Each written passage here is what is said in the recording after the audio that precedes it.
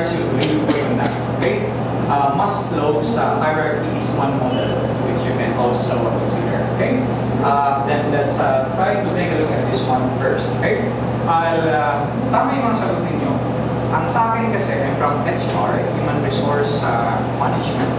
And there is research which shows that if you are a happy person, you are productive. That's research. Because I'm into research, and I make sure that I try to find out what are the latest findings. It's not the other way around.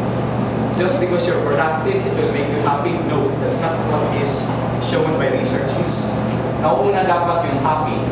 And then, because you're happy, you tend to get productive. It's not because you're productive, you become happy.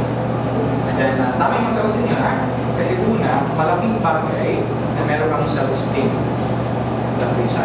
Then what I'm going to do is show to you what does research show about self-esteem, but more importantly, how we can increase our self-esteem.